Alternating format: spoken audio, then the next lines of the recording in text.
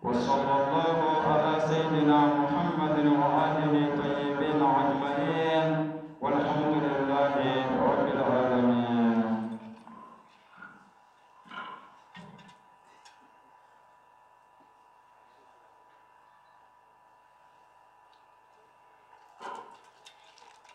الحمد لله رب العالمين. الحمد لله الذي أنزل على عبده الكتاب ولم يجعله عوجا.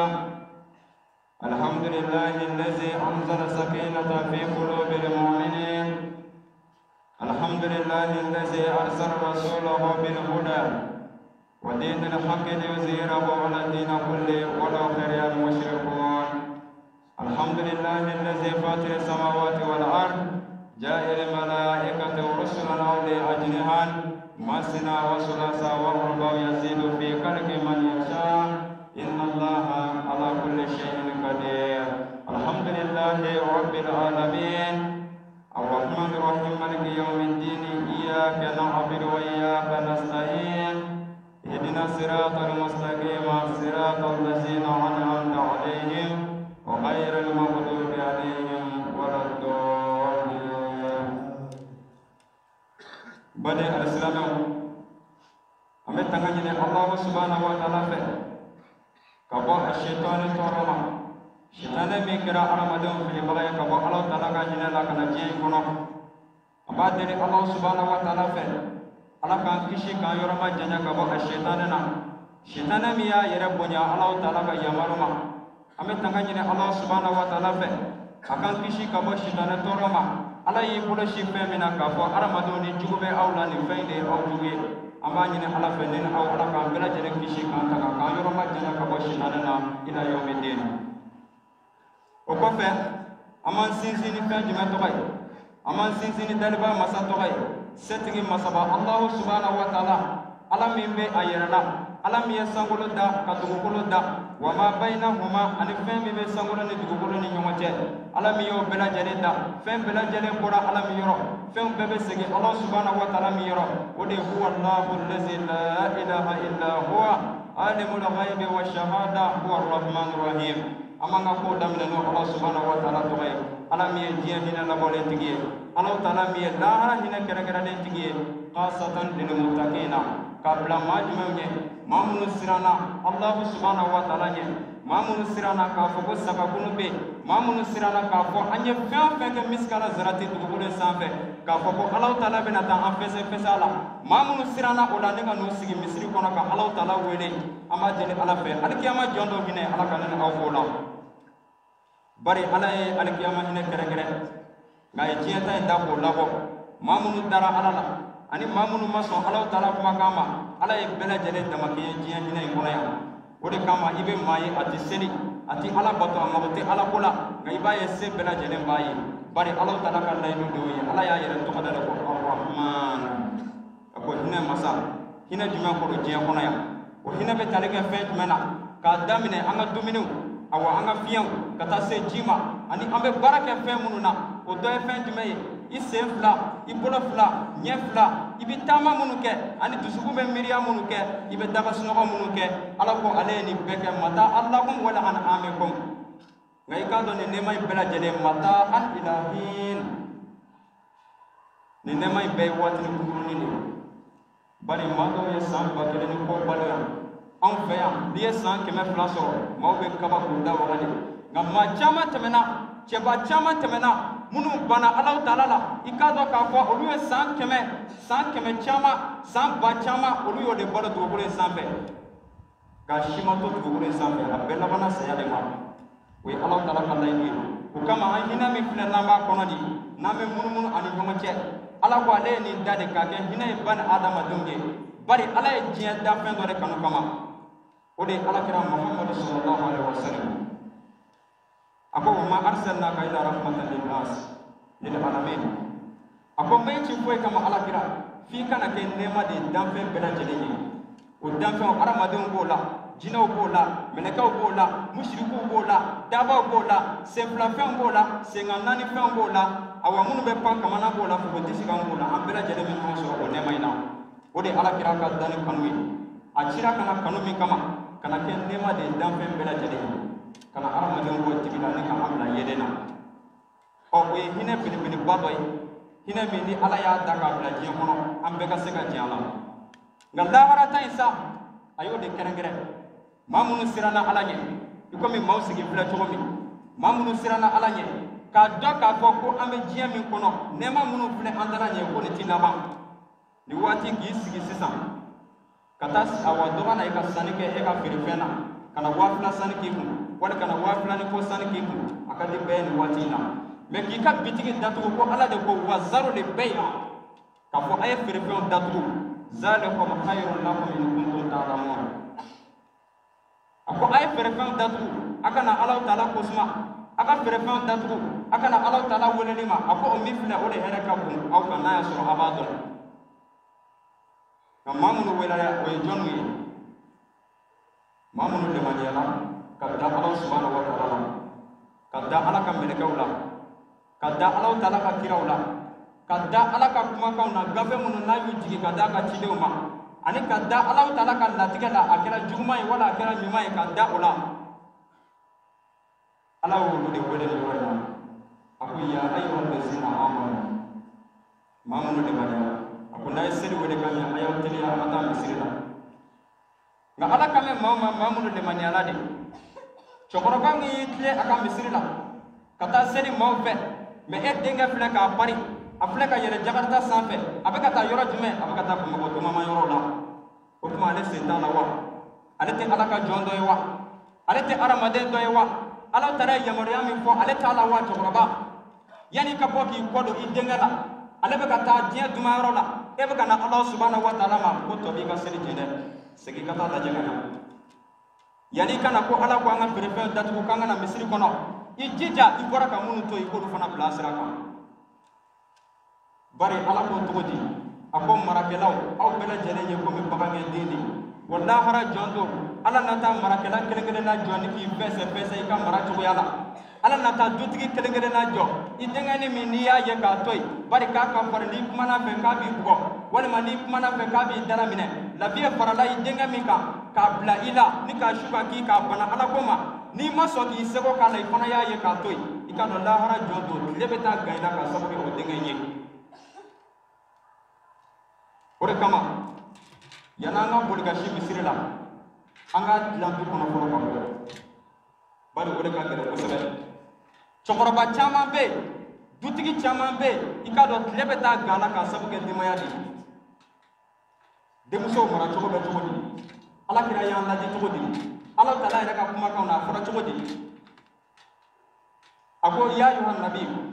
kul li ziwajika wa banatika wa nisa'il mu'minina yudnina alayhinna min jalbibihinna ala ko ne kan nabi nyuma ako afo jonye li ziwajika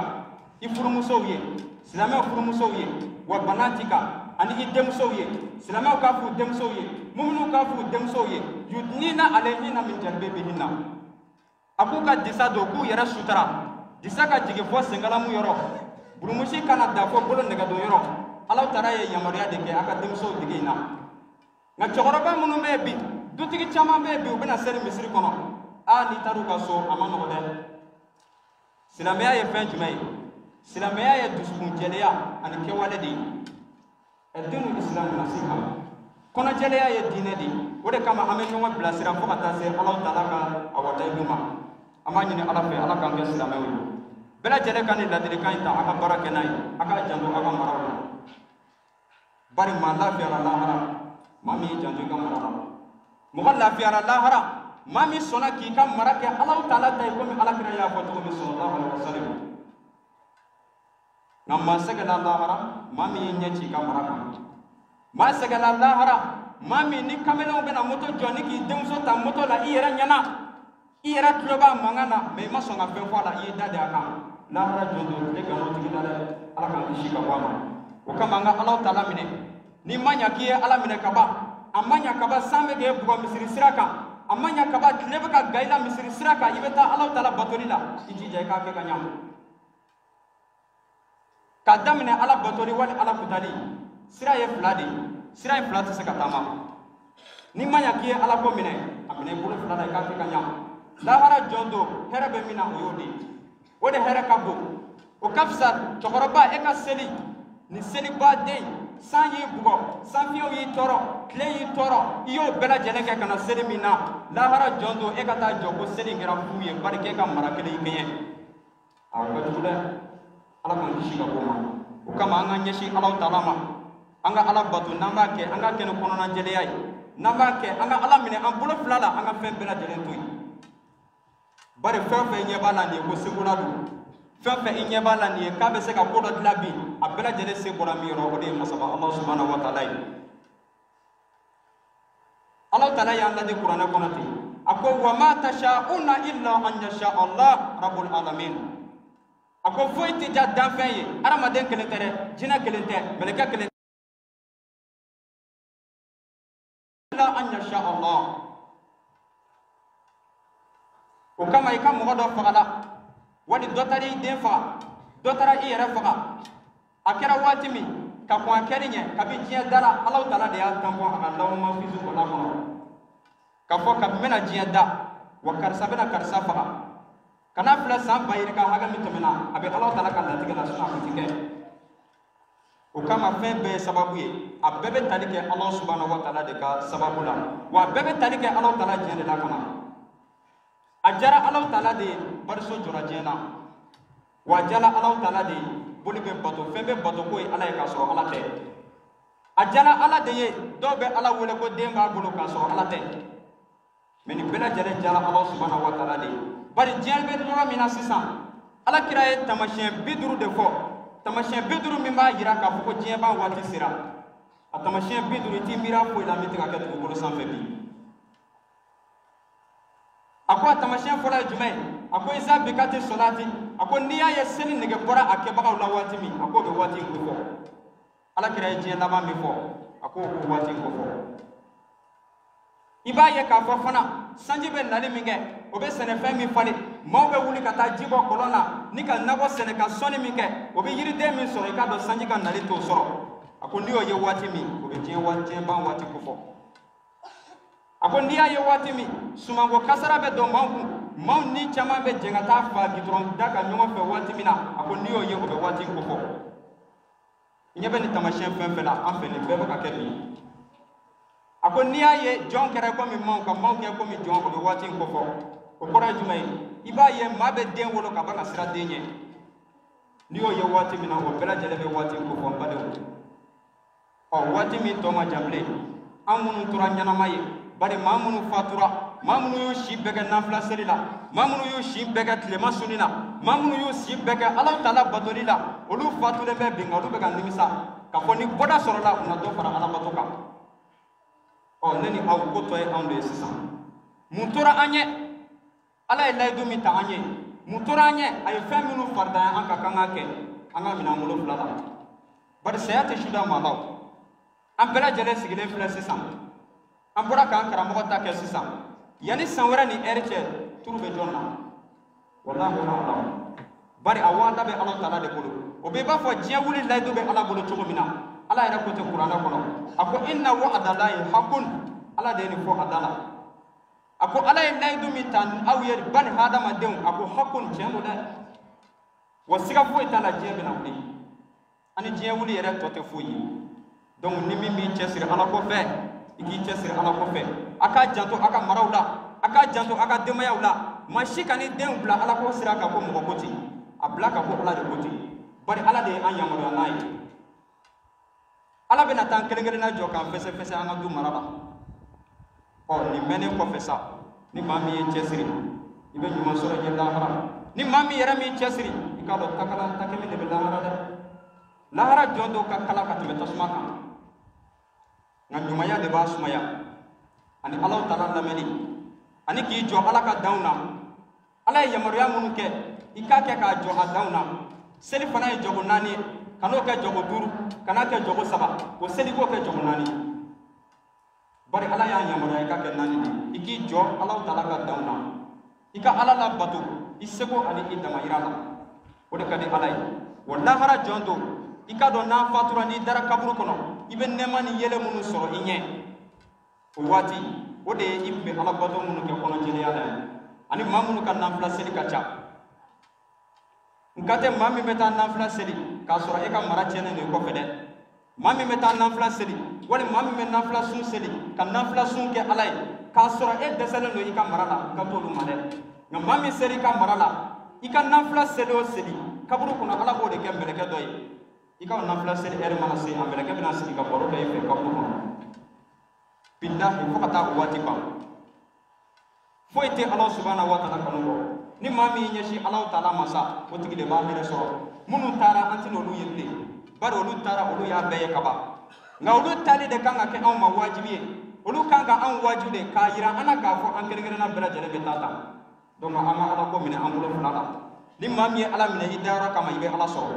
nka n'i ye ala minɛ maaw k'a fɔ kama wali n'i m'a kɛ tan maaw bɛ n'a fɔ tan lahara jɔn dɔ i bɛ pɛridi ala k'an kisi ka bɔ ma juma caman bɛ ala bolo ala k'o yira an na ala k'an sago d'a ma an bɛ fatu don min o k'a sɔrɔ an bɛ ala ka sira kan ala ka hinɛ an ka seko la ani silamɛ foyi bɛɛ lajɛlen na ala k'u dayɔrɔ nɛɛma ala ka hɛrɛ jidiw kan ala kira bonya kama sɔli ala rasul